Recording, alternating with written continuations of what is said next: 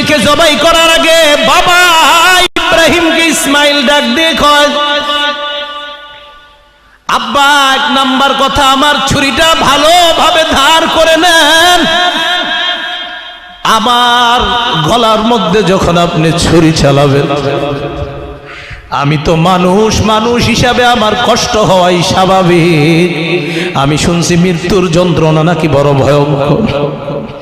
আব্বা আপনি ছুরি চালাইলে যেন আমার কষ্ট বেশি না হয়, এই জন্য ছুরিটা আপনি ভালোভাবে ধার দিবেন।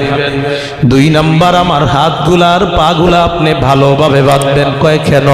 কয় আব্বা আপনি যখন আমাকে জবাই করবেন, আমার হাত নড়তে পারে, পা নড়তে পারে, আমি চাই না মরণের সময় আমার পা আপনার শরীরে রাখুক, আমি এটা চাই না। এই জন্য আমার হাত পা গুলা ভালোভাবে বাঁধবেন।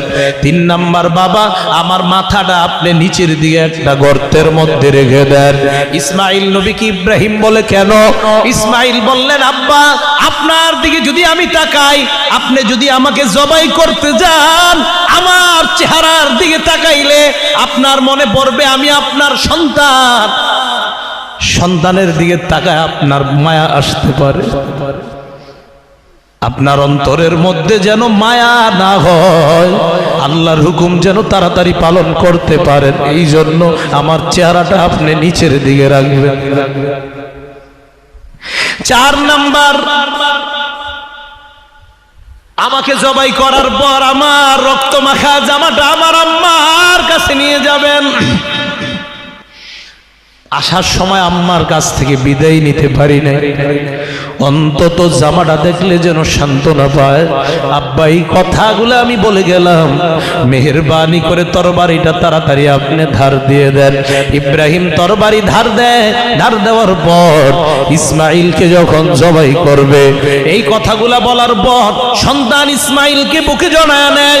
দীর্ঘক্ষণ ইব্রাহিম নবী কাঁদলেন, আর ডাক দিয়ে বললেন, সন্তান আমার, তোমার চাইতে আমার উত্তম আর সাহায্যকারী দুনিয়াতে কেউ নাই। আল্লাহর হুকুম পালন করার ক্ষেত্রে কোন সন্তান তার বাবাকে এত সাহায্য করতে পারে? হযরত ইব্রাহিম ছেলেকে জবাই করবে, রিওয়ায়াতে আসছে আসমানের ফেরেশতারাও কাঁদতেছে আল্লাহর দরবারে, আর বলতেছে, আল্লাহ দুনিয়ার মধ্যে হচ্ছেটা কি?